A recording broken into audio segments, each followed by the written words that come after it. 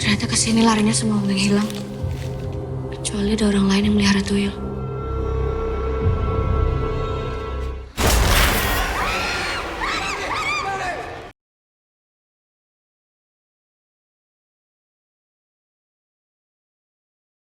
Disutradarai oleh Bobby Prasetyo, film ini merupakan bagian dari universe Pamali yang mengangkat cerita supranatural berdasarkan budaya dan mitos lokal.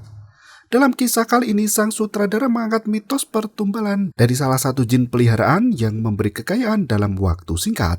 Setiap iblis peliharaan memiliki jenis dan fungsi yang berbeda. Para pengamal pesugihan harus mempraktekkan satu ritual khusus untuk melanggengkan kekayaannya. Kisah berfokus pada gadis muda yang berusaha menyelamatkan diri dari dijadikan tumbal.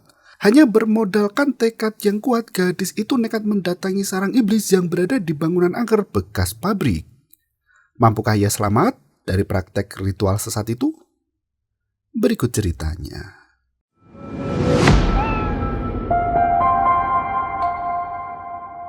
Sebelum masuk ke dalam cerita, sang sutradara menjelaskan sosok tuyul yang merupakan iblis berwujud anak kecil dan banyak dipelihara untuk mencuri harta orang lain. Tuyul hidup dari darah dan nyawa wanita yang dikorbankan. Mereka itulah yang disebut sebagai tumbal.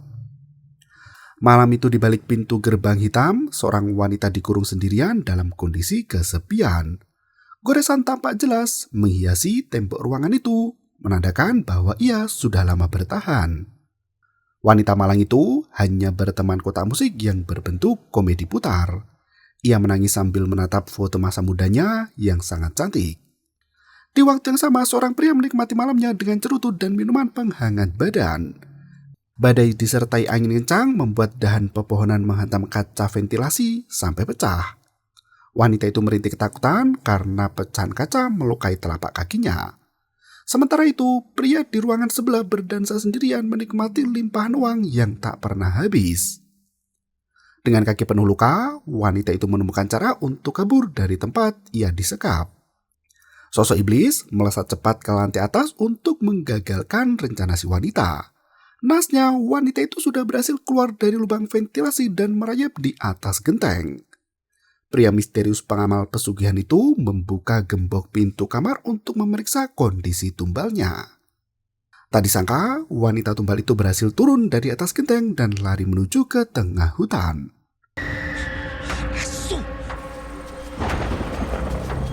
Sosok tuyul misterius melihat tumbalnya kabur dari rumah pesugihan itu. Mereka mengejar si wanita hingga ribuan belalang berterbangan ke udara.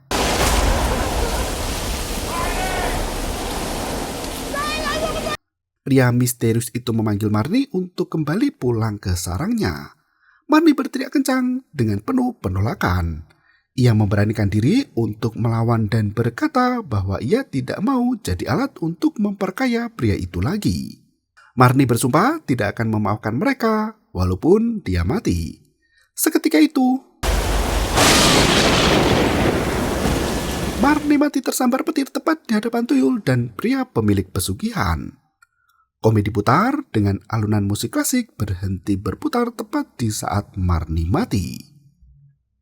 Dan film pun dimulai.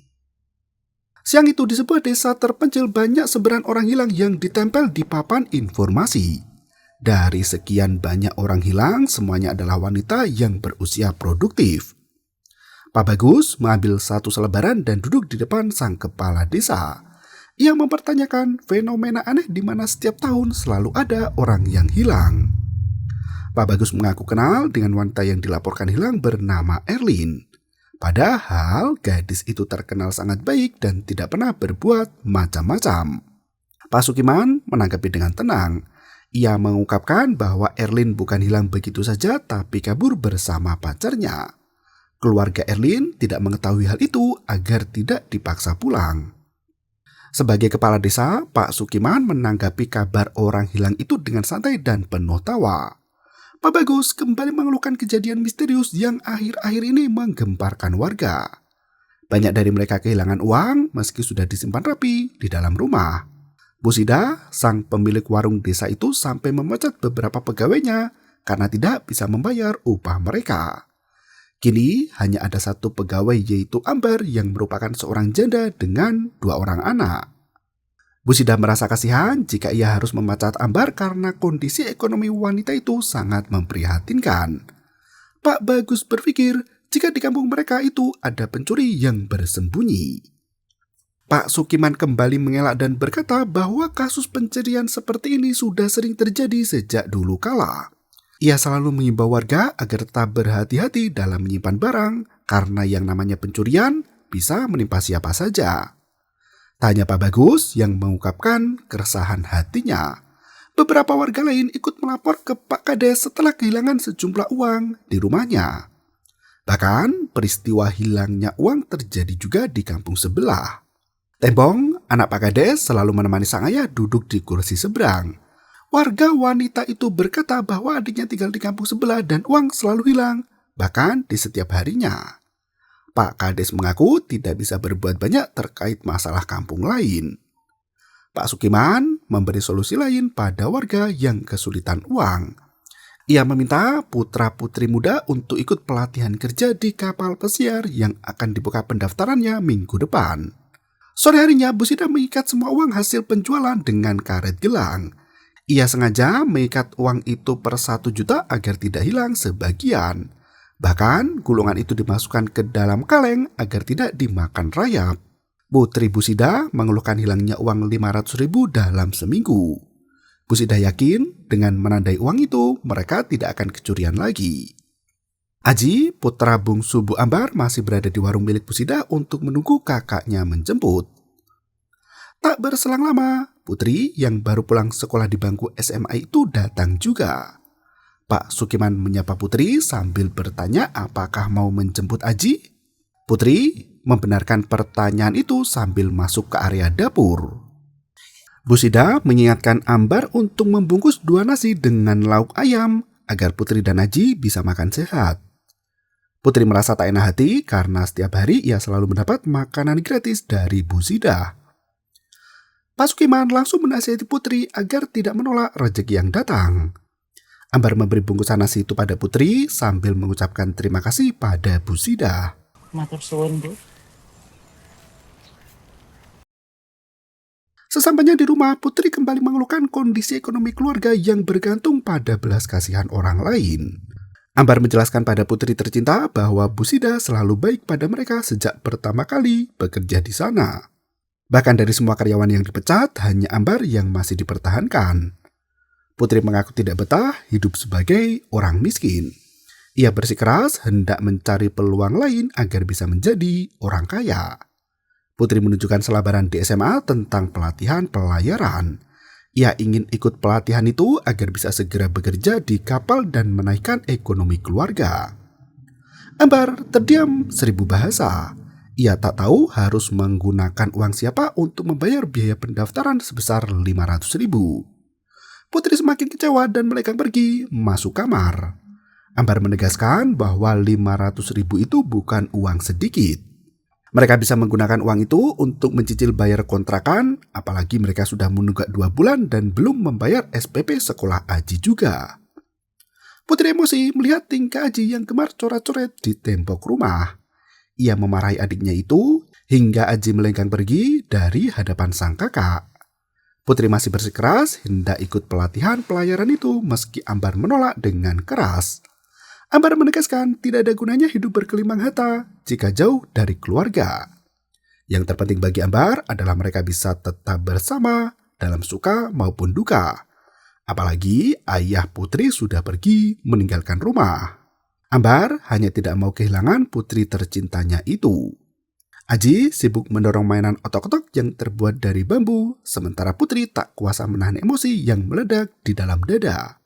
Putri mengajak Aji untuk main di sawah sambil menenangkan diri. Putri bertemu dengan Kiki, teman dekatnya di sekolah. Ia mencurahkan segala perasaan di hatinya pada Kiki yang sedang gemar memotret pemandangan alam. Kiki memberi tanggapan agar Putri menurut dengan perkataan Bu Ambar. Terlebih lagi, orang tua Putri hanya tinggal ibunya saja yang masih berjuang membesarkan anak-anak. Berbeda dengan Kiki yang sudah tidak punya orang tua, ia hanya hidup dengan kakak laki-laki bernama Nurdin. Kiki justru menyarankan Putri untuk ikut audisi idol daripada melawan nasihat orang tua. Putri mengaku lelah menjadi orang miskin yang diperlakukan rendah dan tidak pernah dihargai. Ia tidak mau terus-terusan hidup miskin dari kecil sampai matinya nanti. Kiki berusaha menghibur Putri dengan kamera barunya itu. Nggak sedih, kita foto dulu aja deh. Nggak ada. Sementara Aji sibuk mengumpulkan keong sawah dan dimasukkan ke dalam plastik. Pagi berikutnya, Ambar sudah bekerja di warung Bu Sidah. Tanpa ia duga, Bu Sidah memberhentikan Ambar dari pekerjaan di warung karena ia sudah tak bisa memberikan upah. Uang Bu Sidah masih tetap hilang walaupun disimpan rapat dan diikat di karet gelang. Bahkan Bu Sidah meminta waktu 1 bulan untuk membayar gaji Ambar di 1 bulan terakhirnya. Tembong yang duduk di warung tampak menguping pembicaraan itu. Ambar meminjam uang pada Bu Sidah untuk membayar SPP Aji yang masih menunggak. Bu Sidah mengaku sudah tidak punya uang lagi, bahkan untuk menutup kebutuhan warung masih kurang. Ambar terpaksa pulang dengan pikiran yang kosong. Ia duduk di pos ronda sambil memikirkan bagaimana cara mendapat uang. Tak berselang lama, terdengar suara plastik yang dibuang. Ambar menghampiri plastik kresek itu yang tertimbun di samping pos ronda. Saat dibuka, isi plastik kresek itu tak lain adalah tumpukan uang kertas yang melimpah ruah. Ambar membawa plastik itu ke rumah Pak Kades untuk diserahkan pada petugas yang berwenang. Tembong membuka pintu dan langsung melihat kresek di tangan Bu Ambar. Pria itu meminta Ambar untuk menunggu sebentar. Saat Pak Sukiman berjalan ke depan rumah, Bu Ambar sudah pergi dengan membawa uang di dalam plastik kresek itu. Gelagat Pak Sukiman dan Tembong tampak mencurigakan seolah sedang merencanakan sesuatu. Malam harinya Aji terbangun mendengar suara ibunya yang mengigau. Ambar tak henti mengatakan cerobong hitam berulang kali. Aji beranjak dari tempat tidur untuk kencing di kamar mandi. Karena terburu-buru, Aji tidak sempat mengenakan kacamata dan bergegas keluar dari kamar. Anehnya ia menemukan baskom berisi air dan kepiting sungai yang tergeletak di lantai. Aji langsung memindahkan baskom itu ke atas meja dan lari ke kamar kecil. Saat ia kencing, terdengar suara anak kecil yang cekikikan di dalam rumahnya. Sekelebat bayangan tuyul melintas di depan pintu kamar mandi hingga membuat Aji melongok keluar. Karena tak pakai kacamata, Aji tidak bisa melihat dengan jelas.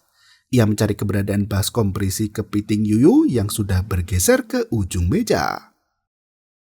Ambar keluar dari kamar sambil tidur berjalan. Wanita itu tak henti mengatakan cerobong hitam berulang kali. Bu, Mbak Putri, Mbak Putri. Aji panik melihat tingkah aneh sang ibu. Ia berteriak memanggil sang kakak agar membantunya menghentikan ibu. Putri langsung menarik tangan Ambar sambil bertanya apa yang terjadi. Ambar justru bingung melihat wajah panik putrinya dan Aji yang mencengkram tangannya dengan sangat kuat. Mengetahui suhu tubuh ibunya yang cukup tinggi, Putri dan Aji menuntunnya kembali ke dalam kamar. Putri meminta Aji untuk menemani ibu di dalam kamar karena ia hendak menyiapkan kompres air panas. Ia sempat mengintip keluar pintu untuk memeriksa ada siapa di luar. Setelah aman tak ada orang, Putri tertegun melihat baskom berisi air dan kepiting kecil di lantai. Kepiting itu dipercaya sebagai mainan bagi tuyul peliharaan pesugihan. Putri bisa melihat air dalam baskom itu berputar dengan sendirinya. Ia memasukkan tangan untuk menghentikan putaran airnya, tak disangka bayangan tuyul itu sempat membuat Putri takut. Namun karena penampakan sudah hilang, ia bergegas kembali ke dapur. Di malam berikutnya, Putri menceritakan kejadian itu pada Kiki. Ia masih bingung bagaimana kepiting yuyu itu bisa masuk ke dalam baskom. Kiki mencoba berpikir rasional dan berkata mungkin ada kucing yang iseng masuk ke dalam rumah. Putri masih merasa ada yang janggal karena ibunya menderita demam sampai tidur berjalan. Padahal sang ibu tidak pernah mengalami hal itu sebelumnya. Kiki mengejek pemikiran Putri yang selalu dikaitkan dengan hal mistis. Ia memberi nasihat agar membawa ibu Putri ke puskesmas jika demam tinggi. Apalagi Marok kan janda, Put.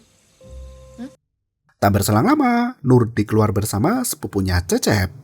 Kakak kandung Kiki meminta Cecep untuk fotokopi berkas 4 lembar dengan upah Rp200.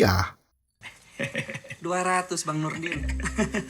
Ya udah nanti uang. Dengan penuh percaya diri, Cecep berkata uang 200 rupiah itu bisa dikumpulkan untuk membeli motor, meski masih kurang 10 juta rupiah. Nurdin mengenalkan Cecep pada Putri yang hendak ikut pelatihan kerja di kapal pesiar juga. Nurdin menyarankan Putri untuk mendaftar bareng Cecep saja. Cecep langsung tersipu melihat kecantikan Putri. Ia menyindir Kiki yang wajahnya sangat jauh berbeda dengan kecantikan Putri. Nurdin meminjamkan kamera to-style milik adiknya agar bisa memotret Cecep di samping Putri. Hati Cecep semakin gembira ria karena Nurdin sangat tahu isi hati laki-laki. Putri meminta Kiki untuk menemani foto bersama. Cecep langsung memposisikan diri di dekat Putri agar foto Kiki bisa dipotong. Putri pulang ke rumah untuk berlatih mengerjakan soal agar lolos ujian pendaftaran. Gadis itu sampai ketiduran di meja belajarnya yang berada di kamar. Saat malam telah larut, Putri terbangun mendengar suara pintu yang terbuka dengan lebar. Benar saja, ibu menghilang dari kamar, entah pergi kemana. Putri panik bukan kepalang. Ia melihat tumpukan uang kertas di dalam tas ibunya. Putri mencari sang ibu di depan rumah sambil membangunkan Aji. Mereka mencari keberadaan ibu di sekitar rumah, namun tak ada di sana. Karena tak berhasil menemukan sang ibu, Putri meminta bantuan Nurdin dan Mang Cecep untuk ikut mencari. Nurdin langsung mengajak Cecep untuk ke pos kamling guna melaporkan kejadian itu. Karena Nurdin sedang tak enak badan, Cecep mengajak Putri untuk pergi. Putri langsung menarik Kiki agar tidak hanya berdua dengan Mang Cecep. Putri menitipkan Aji pada Nurdin agar menunggu di rumah saja. Sebelum mereka berangkat, Nurdin menitipkan keselamatan Kiki dan Putri pada Mang Cecep.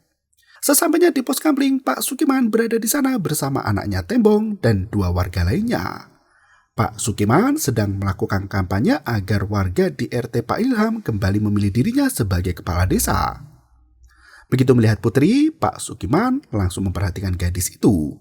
Ia bertanya mengapa anak gadis keluar rumah di larut malam. Putri menjelaskan jika ibunya menghilang dari rumah. Pak Sukiman langsung tersenyum dan berkata jika Ambar bukan hilang. Ia mengungkapkan bahwa Ambar menitipkan pesan padanya agar merahasiakan semuanya dari Putri. Namun, karena Putri sangat khawatir, Pak Sukiman mengungkapkan apa yang sebenarnya terjadi. Dari cerita Pak Sukiman, Ambar menemuinya untuk dicarikan pekerjaan setelah dipecat dari warung Busida. Pak Sukiman memasrahkan Ambar ke saudaranya di kota dan sudah naik bus di malam itu juga setelah anak-anaknya tidur. Ambar baru sampai kota esok hari dan memulai pekerjaan barunya di sana. Putri terpaksa pulang ke rumah dengan informasi yang diberikan Pak Kades. Hari berikutnya setelah pulang sekolah, Kiki dan Cecep main ke rumah Putri untuk memecahkan masalah terkait perginya Bu Ambar. Putri menunjukkan tumpukan uang kertas di dalam tas ibunya yang sengaja ditinggalkan di dalam kamar. Ia merasa janggal dengan uang itu karena Bu Sida belum memberi gaji terakhir sang ibu.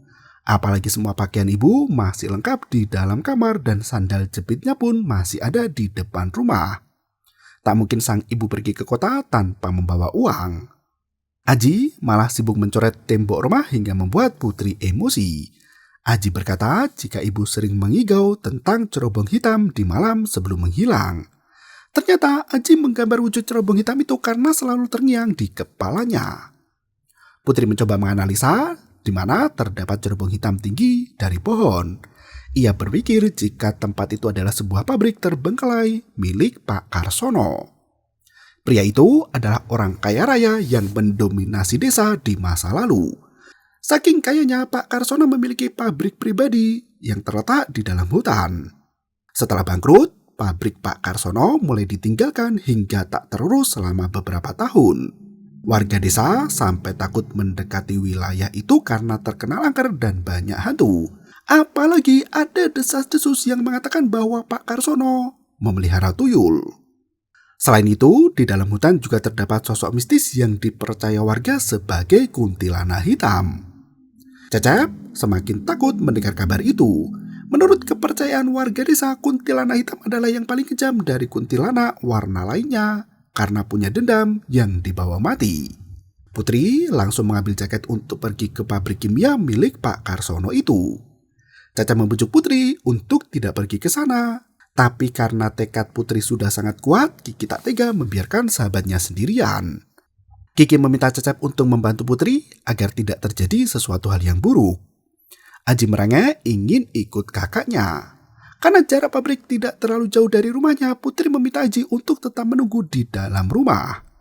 Ia berpesan jika sampai malam belum kembali, Aji pergi ke rumah Nurdin dan menginap di sana. Aji langsung mengunci pintu rumah dan menunggu sendirian di sana.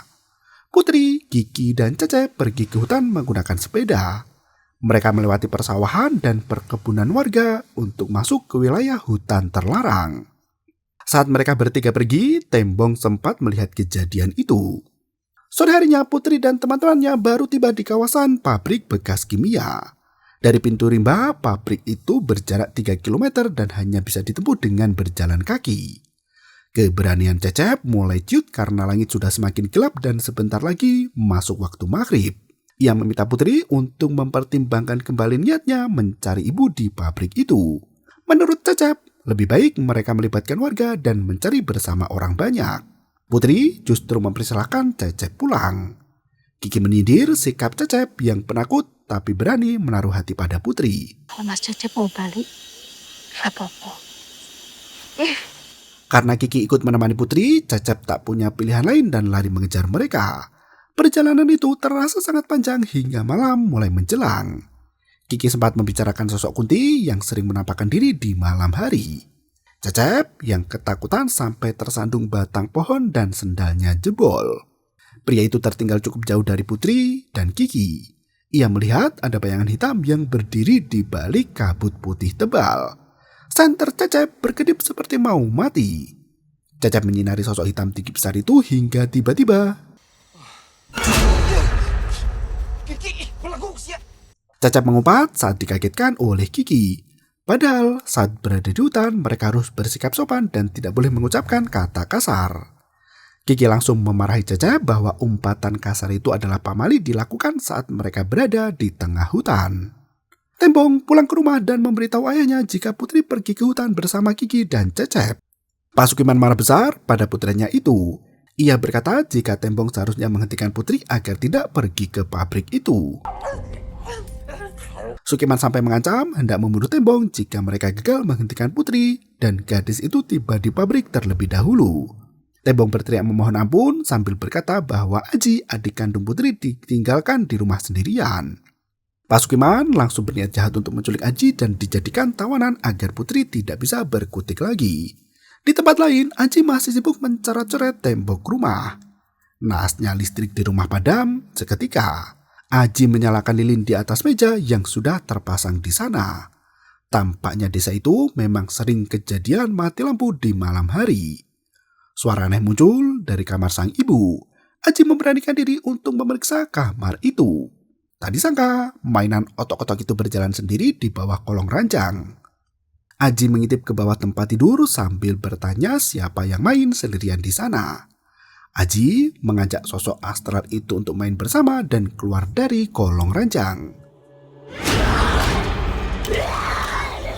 Tangan Aji justru ditarik kencang hingga anak itu berteriak kesakitan. Aji berlari ke pintu depan hingga kacamatanya terlepas dan tertinggal di lantai kamar. Dari belakang Aji muncul sosok tuyul yang menghampiri.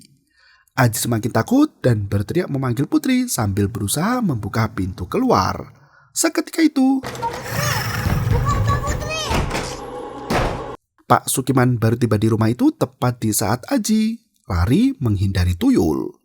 Pak Sukiman masih menggunakan senyum manipulatif untuk menculik Aji. Di waktu yang sama, Putri, Kiki, dan Cecep sudah tiba di bekas pabrik kimia milik Karsono Joyodiningrat. Tempat itu sangat gelap dan dipenuhi debu. Mereka bertiga masuk dan mengeksplorasi ke dalam bangunan pabrik berharap bisa menemukan ibu di sana. Sesampainya di ujung pabrik, mereka menemukan satu ruangan yang digembok rapat. Pintu itu terbuat dari besi dengan kaca untuk mengintip ke dalamnya.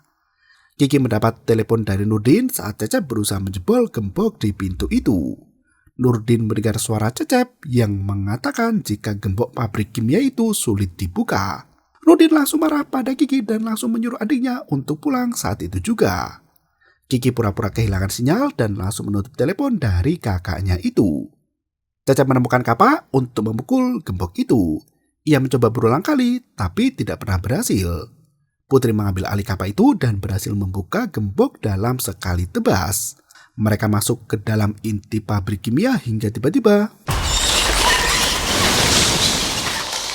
Cecep kembali membujuk Putri untuk pulang saja karena tempat yang dijadikan sarang kelelawar biasanya banyak hantunya. Kiki menyayangkan kebangkrutan pabrik Pak Karsono yang disebabkan karena memelihara tuyul. Dari kabar yang beredar, orang pemelihara tuyul tidak bisa memiliki anak dengan umur panjang. Mereka melanjutkan perjalanan untuk mencari Bu Ambar. Sesampainya di kantor administrasi, mereka memeriksa berkas dan foto di tembok pabrik itu. Kiki mengenali foto Pak Sukiman ada di sana. Ia baru tahu jika Pak Kades pernah bekerja sama dengan Pak Karsono. Foto Karsono Wiyojoyoningrat pun masih ada di sana sejak tahun 1985. Kiki memotret di ruangan itu sebagai barang bukti. Nasnya, cahaya flash yang menyala membuat Cecep dan Putri terkejut bukan main. Kardus di belakang mereka tiba-tiba bergetar dan mengeluarkan bunyi yang berisik.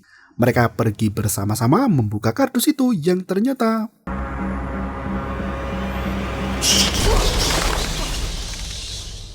kelelawar berterbangan dari dalam kardus itu karena takut mendengar suara manusia di sana. Suara kelelawar itu berubah menjadi suara wanita yang merintih kesakitan. Mereka bertiga sempat membeku saat pertama kali mendengar suara rintihan wanita itu. Putri meninggalkan perasaan takutnya sendiri dan berkata jika suara itu adalah sang ibu. Ia berjalan menghampiri sumber suara itu sementara Cecep pergi ke depan untuk mengambil kapak. Setelah menemukan kapak itu, Cecep mulai mendengar suara aneh dari sekitaran pabrik. Kepulan asap putih tebal menyapa dari ujung ruangan yang menuju ke tangga bawah tanah. Saat didekati, kepulan asap itu ternyata saji dan kemenyan yang baru saja dibakar. Putri dan Kiki sudah masuk semakin dalam ke area produksi. Mereka berpisah untuk mencari keberadaan Bu Ambar di ruangan yang berbeda. Putri sempat terkejut begitu melihat manekin organ manusia yang tertutup kain putih.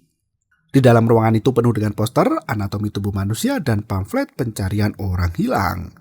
Dari semua orang yang hilang, semuanya adalah wanita. Putri membawa poster itu untuk ditunjukkan ke Kiki. Sekilas, ia bisa melihat 3 sosok wanita yang bergelantungan di ujung lorong pabrik. Saat Putri menoleh, sosok itu menghilang dalam sekejap mata. Kiki memperlihatkan foto pabrik dengan cerobong hitam yang menjulang tinggi di antara pepohonan rindang. Foto itu memperlihatkan rumah mewah yang berjarak cukup jauh dari pabrik kimia. Putri berpikir bahwa rumah itu adalah milik keluarga Pak Karsono. Bahkan Pak Karsono dan Pak Sukiman berdiri tepat di depan rumah itu. Putri mengajak Kiki untuk mencari keberadaan rumah itu. Cecep datang dengan membawa kapak dan mengajak Putri untuk masuk ke ruang bawah tanah itu. Mereka berjalan menuruni tangga dan melewati lorong gelap hingga sampai di sebuah kamar yang dipenuhi uang kertas. Kresek berwarna merah putih itu penuh dengan uang tunai. Putri langsung ingat dengan isi tas ibunya yang sama persis dengan kresek itu. Cecep langsung berkata jika uang itu adalah uang tumbal yang sengaja diletakkan di suatu tempat untuk memancing para korban. Orang yang mengambil uang itu akan dijadikan sebagai tumbal hingga hilang nyawa. Kiki menemukan tumpukan foto dari dalam rak meja. Foto Bu Ambar juga ada di tempat itu. Lilin yang dinyalakan tiba-tiba mati dengan sendirinya. Hembusan angin kencang membawa sosok hantu wanita yang menggeliat di sudut ruang gelap itu. Sosok itu mengejar Putri hingga kaki gadis itu terjerat sampai jatuh. Kiki dan Cecep menarik tubuh Putri untuk membawanya keluar pabrik. Putri tak bisa meninggalkan tempat itu karena ibunya belum ditemukan. Kiki dan Cecep mengajak Putri untuk segera pergi dari tempat itu, namun Putri tak bisa membiarkan ibunya tersiksa di sana. Putri sadar, Putri itu bahaya. Melihat penampakan hantu yang mengerikan itu membuat Putri semakin khawatir dengan nasib sang ibu. Ia semakin bertekad kuat untuk menyelamatkan sang ibu malam itu juga. Kiki juga merasakan kesedihan di hati Putri. Ia tetap menemani Putri sementara Cecep pergi meminta bantuan pada warga desa. Cecep tidak mau kehilangan teman apalagi jika Putri sampai mati. Caca melenggang pergi, sementara Kiki melanjutkan perjalanannya untuk mencari keberadaan rumah Pak Karsono. Mereka berjalan melewati hutan di tengah malam dan berhasil menemukan bangunan rumah tua yang tak jauh dari pabrik kimia itu. Di tempat lain, Cecep tak sengaja bertemu dengan Tembong dan langsung menyapanya. Tak disangka, Tembong langsung memukul pria itu sampai pingsan. Ternyata Tembong dan Sukiman sibuk menyekap Aji untuk dibawa masuk ke dalam hutan. Sementara itu, Putri dan Kiki sudah berada di dalam rumah untuk mencari keberadaan sang ibu. Kiki memotret di dalam ruangan gelap di mana cahaya flash membuyarkan rasa takut di hati mereka berdua. Putri dan Kiki berpisah untuk mencari kedua arah yang berbeda. Putri menemukan pintu berwarna merah, sementara Kiki menemukan kotak musik antik berbentuk komedi putar. Kiki memutar kotak musik itu dan terdengar lantunan lagu klasik yang menenangkan jiwa. Kiki mulai memotret untuk mengalihkan rasa takutnya. Saat lampu flash itu menyala, sosok hantu wanita muncul di hadapan mata. Kiki menyadari ada yang aneh dengan situasi mencekam itu. Ia menekan tombol foto secara perlahan di mana hantu wanita itu semakin mendekat ke arahnya. Seketika itu, untungnya Putri menghampiri sahabatnya itu dan membawa gadis itu masuk ke kamar merah. Mereka menemukan tumpukan uang sangat banyak yang dibungkus karung putih. Di dalam kamar itu ada foto Pak Sukiman bersama istrinya. Dari cerita yang beredar, istri Pak Sukiman sudah lama hilang tanpa kabar. Tak disangka, sosok wanita yang dijadikan tumbal tuyul di awal film adalah istri Pak Sukiman yang bernama Sumarni. Foto mereka berdua masih terpasang di rumah terbengkalai itu. Di tempat lain, Kiman dan Tembong menyekap Aji sekaligus Cecep yang tak bersalah. Mereka diikat di pabrik kimia sambil menunggu kedatangan Putri. Sementara itu, Putri menemukan perhiasan emas dan kitab pesugihan tuyul. Pak Kiman memberikan kunci gembok pada Tembong dan memperingatkan anak itu agar tidak membuat kekacauan lagi. Putri membaca setiap tulisan di dalam kitab pesugihan itu dan menemukan satu foto misterius. Putri menyingkirkan foto itu dan membaca penjelasan tentang pesugihan tuyul. Setiap tuyul yang hidup akan tetap abadi selama tuannya masih hidup. Tuyul membutuhkan wanita untuk menjadi ibu susu. Nasnya yang disedot bukan air susu ibu, melainkan darah dari susu wanita. Dalam penjelasan terakhir tertulis bahwa tuyul sangat takut dengan cermin. Kiki langsung membuka penutup kain dan berharap mendapat cermin di rumah itu. Ternyata di balik kain itu hanya foto Pak Karsono dengan istrinya. Kiki baru sadar jika di rumah itu tak ada satu cermin pun yang bisa digunakan. Tumpukan uang di dalam karung itu tak lain adalah hasil dari aksi tuyul yang gemar mencuri. Bahkan gulungan uang kertas yang ditandai Bu Sidah ada di sana juga di permukaan karung itu. Kiki bingung siapa pemilik tuyul itu karena Pak Karsono dan istrinya sudah lama meninggal dunia. Logika Putri mengatakan ada orang lain yang memelihara tuyul juga sama seperti Pak Karsono. Benar saja, orang itu tak lain adalah Sukiman, sang kepala desa. Putri tak menyangka Pak Kiman tega menculik banyak wanita demi menyusui tuyul peliharaannya sendiri. Putri dan Kiki berjalan ke lantai 2 untuk melanjutkan pencarian. Samar-samar terdengar suara rintihan wanita yang merengek kesakitan. Putri dan Kiki langsung menghampiri sumber suara itu yang berada di atas loteng. Putri meminta Kiki untuk menunggu di tangga sementara ia naik sendirian. Saat menunggu itu, Kiki sempat melihat sosok manusia yang sangat mirip seperti Cecep. Kiki langsung mengikuti bayangan itu dan meninggalkan Putri. Benar saja, Putri menemukan ibunya yang disekap di ruangan tanpa jendela. Tangan dan mulut Ambar diikat kain kencang agar tidak bisa kabur dari tempat itu. Putri bergegas melepas ikatan itu hingga tangis sang ibu terdengar mempuncah. Ambar berteriak bahwa tuyul itu menghisap darahnya tanpa henti. Putri berusaha menenangkan ibunya sambil melepas ikatan di tangan. Putri menunjukkan bukti foto sang ibu yang dijadikan tumbal oleh Pak Sukiman. Ia membawa ibunya pergi dari rumah itu dan membantunya turun ke bawah. Di tempat lain, Nurdin menyusul Kiki di pabrik kimia hingga bertemu dengan Pak Sukiman. Nurdin tak tahu apa yang sebenarnya terjadi. Ia melaporkan bahwa sang adik nekat pergi ke bekas pabrik itu dan belum pulang hingga larut malam. Nurdin meminta Pak Kiman untuk menemaninya masuk ke kawasan pabrik itu. Pak Kades jahat itu meminta Nurdin untuk berjalan di depannya. Ia bersiap mengambil kapak besar untuk melumpuhkan Nurdin. Seketika itu, Kiki berhasil menemukan Cecep yang berdiri di sudut ruangan gelap. Ia mendekati pria itu, namun sosok menyerupai Cecep menghilang dalam sekejap mata. Kiki baru menyadari jika tempat itu berisi cermin yang ditakuti oleh tuyul. Naasnya Kiki melihat bayangannya sendiri di ujung kamar dengan kepala penuh darah. Tak disangka tangan setan keluar dari cermin itu dan sosok kuntilanak hitam membayangi kegelapan di rumah itu yang seolah tak akan pernah padam. Putri dan ibunya mendengar teriakan Kiki, namun mereka tidak sempat menyelamatkan nyawa gadis malang itu. Putri masih berpikir hendak membawa jasad Kiki keluar dari rumah itu. Ambar menyadarkan putrinya bahwa kondisi mereka masih dalam bahaya. Ambar menegaskan bahwa mereka harus segera pergi dari tempat itu agar tidak berakhir seperti Kiki. Cecep yang asli berhasil melepaskan ikatan di tangannya dan membawa Aji kabur dari tempat itu. Untungnya Tembong sedang menyalakan rokok di api lentera dan tidak melihat mereka berdua. Setelah menghabisi Nurdin, Pak Kades pergi ke rumah itu dan memergoki Putri yang berhasil kabur bersama Ambar.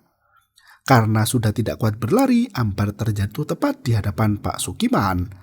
Pria itu langsung menyekap Ambar sambil berkata bahwa mereka tidak akan bisa lari dari Sumarni si kuntilanak hitam.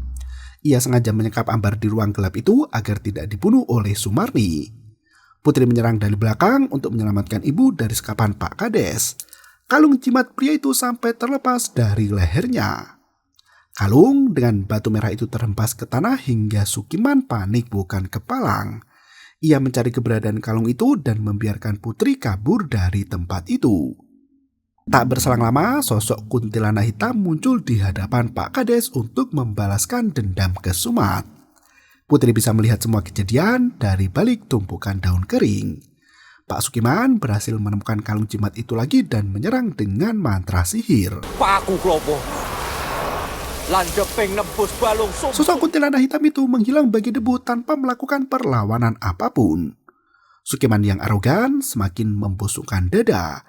Ia berteriak memanggil Ambar dan Putri agar segera keluar dari tempat persembunyian mereka.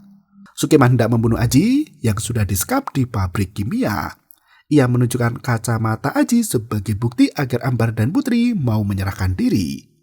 Mendengar hal itu, Ambar langsung keluar dari tempat sembunyi. Ia memohon agar anak-anaknya tidak disakiti.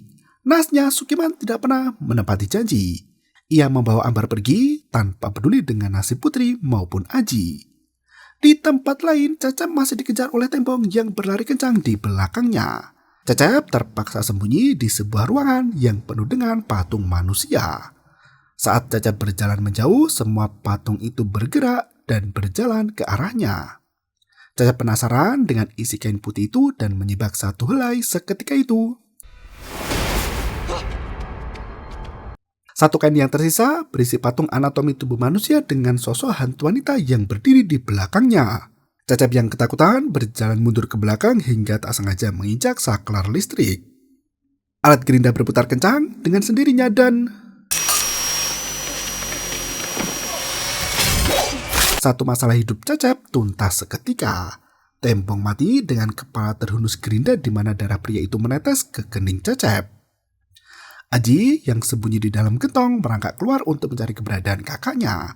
Mata Aji tak bisa melihat dengan jelas tanpa memakai kacamata. Yang penting kacamata, Mama, sudahlah. Samar-samar terdengar suara wanita yang menyerupai Ambar. Sosok itu berusaha mengelabui Aji agar mau mendekat ke arahnya. Tali tambang yang mengikat drum di atas Aji putus secara perlahan. Seketika itu, Cecep terkena runtuhan drum yang jatuh dari ketinggian. Pria itu sampai jatuh pingsan namun berhasil menyelamatkan Aji dari kematian. Putri berhasil menemukan adiknya dari suara drum yang bergelimpangan. Ia memeluk Aji sementara Cecep sudah tidak bergerak lagi. Putri bingung memikirkan bagaimana cara untuk melepas ibu dari cengkraman tuyul Sukiman. Dari teori yang ia baca, tuyul itu bisa mati jika sang majikan telah mati. Aji sudah berhasil mendapatkan kacamatanya lagi dan duduk termenung menemani Kak Putri yang gundah gulana. Putri berkata jika kuntilanak hitam itu adalah musuh Pak Kiman. Ia mengajak Aji untuk masuk ke area pabrik dan melakukan sesuatu. Di waktu yang sama, Ambar kembali disekap di loteng rumah Karsono. Ambar menemukan pecahan kaca tajam yang digunakan untuk melawan Sukiman. Pria itu sama sekali tidak takut dan berjalan mendekati Ambar dengan tenang. Ambar merubah ancamannya itu dan menempelkan pecahan kaca ke lehernya sendiri. Sukiman langsung mencikirkan tangan Ambar dan mengikat ke belakang. Ia menegaskan bahwa Ambar sendiri yang memilih untuk jadi ibu susu para tuyul itu. Sukiman membeberkan fakta bahwa istrinya lah yang selama ini menyusui mereka. Namun setelah istrinya mati, ia sendiri yang harus mencari penggantinya. Tak disangka semua wanita yang diculik bisa mati lebih cepat dari dugaan. Sukiman membutuhkan tumbal yang kuat dan tahan banting agar tidak repot mencari penggantinya terus-menerus. Ia bahkan menyalahkan Ambar yang mengambil uang di pos kampling itu, padahal Sukiman sendiri yang sengaja meletakkan uang itu di pinggir jalan untuk memancing para mangsa yang berasal dari keluarga miskin. Uang yang di pinggir jalan. Ia bersikeras hendak membunuh Putri dan Aji karena sudah mengetahui semua rahasia di balik hilangnya banyak wanita. Sambil melenggang pergi, Sukiman memanggil anak tuyulnya untuk membantu menyusu darah dari pentil Ambar. Sosok tuyul peliharaan Sukiman melangkah dengan rasa malu tapi mau.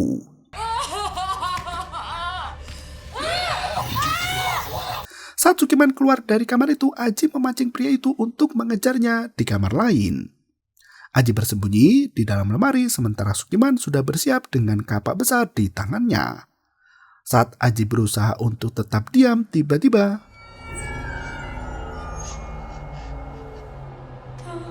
arwah Kiki tak henti berbisik minta tolong pada Aji yang indigo. Untungnya terdengar suara kencang dari lantai bawah. Sukiman langsung pergi untuk memeriksa sumber suara itu. Aji naik ke loteng untuk menyelamatkan sang ibu. Sukiman panik bukan main saat melihat gudang uangnya terbakar oleh api yang membara. Ia berusaha memadamkan api itu dengan sehelai kain basah. Aji berhasil menemukan ibunya yang tak berdaya karena hampir kehabisan darah. Ia memeluk sang ibu dan melepaskan ikatan di tangan belakang. Sukiman masih kalang kabut melihat semua uangnya terbakar api neraka. Tanpa ia sadari, Putri sudah menunggu di balik pintu untuk menyerang pria tercela itu. Sukiman tak peduli dengan penghalang itu. Ia tetap berusaha untuk memadamkan api meski Putri berulang kali menyerang dirinya. Saking marahnya, Sukiman menendang gadis SMA itu secara bertubi-tubi. Ia membenturkan kepala Putri ke meja hingga anak itu tak sadarkan diri. Uang yang menumpuk undung kini hangus terlalap kobaran api dan pijar. Ambar muncul di belakang dan mengambil kapak untuk menghabisi pria tercela itu. Tak disangka Sukiman masih bisa bergerak dan membalas serangan dengan sekali tebas. Putri membantu ibunya untuk melawan dan merebut kapak dari tangan Sukiman. Putri berhasil memukul kepala pria itu, sementara Ambar berhasil mengambil jimat batu merah dari leher Sukiman. Mereka mengunci pintu gerbang yang terbuat dari besi. Kiman berusaha membuka pintu itu meski sudah dikunci dari luar. Aji justru ketakutan seperti melihat sesuatu dan lari terbirit-birit. Putri berusaha mencari keberadaan adiknya yang entah lari kemana. Nasnya sosok tuyul itu menyerang Putri dan menjeburkan gadis itu ke dasar kolam renang. Sumarni sudah berhasil masuk ke dalam gudang penyimpanan uang. Ia tak sabar hendak menghabisi nyawa Sukiman, pria yang selama ini mengeksploitasi susunya. Sukiman berhasil membela diri dan berkata bahwa bukan dirinya yang membunuh Marni. Kuntilanak hitam itu sama sekali tidak peduli. Ia menggunakan kekuatan supranatural untuk mencekik Sukiman dari kejauhan. Putri berhasil melepaskan diri dari cengkraman tuyul bengis itu dan merangkak ke tepi kolam. Tuyul itu kembali menyerang dan mencekik leher Putri. Sukiman merintih sambil bergumam bahwa sebenarnya ia adalah suami Marni. Kuntilanak hitam itu membunuh Sukiman dengan pecahan kaca yang menancap di sekujur badan. Saat Pak Kiman mati, di saat itu juga tuyul peliharaan juga ikut mati. Putri berhasil selamat dari serangan gaib itu Begitupun Aji yang langsung memeluk sang kakak. Mereka menghampiri ibu yang sudah lemah dan lunglai. Naasnya, Ambar sudah tidak kuat lagi setelah kehabisan banyak darah. Wanita itu memejamkan mata untuk terakhir kali tepat di hadapan anak tercinta. Setelah kejadian mengerikan itu, Putri mengenang kebersamaannya bersama sahabat tercinta. Ia melihat fotonya saat bersama Cecep dan Kiki sambil menunggu kabar dari dokter. Ternyata Cecep masih bisa selamat meski kepalanya bocor dan mengeluarkan banyak darah. Mila dan Neng ikut menjenguk pria itu, begitu juga dengan si Putri yang datang dengan rasa bersalah. Cecep mengungkapkan bela sungkawa setelah mendengar kematian Bu Ambar. Putri pun ikut berduka atas kematian Kiki dan Nurdin. Cecep langsung bergumam mengatakan bahwa foto bertiga itu pamali karena bisa mengundang kesialan hidup. Putri berusaha meluruskan bahwa kematian adalah bagian takdir dari kehidupan. Mereka tidak boleh percaya dengan mitos dan tahayul seperti itu. Mila dan Neng langsung terdiam sambil saling melirik satu sama lain. Mila memberi kabar ke Mang Cecep bahwa di dusun Rancang Buana ada sesuatu yang terjadi.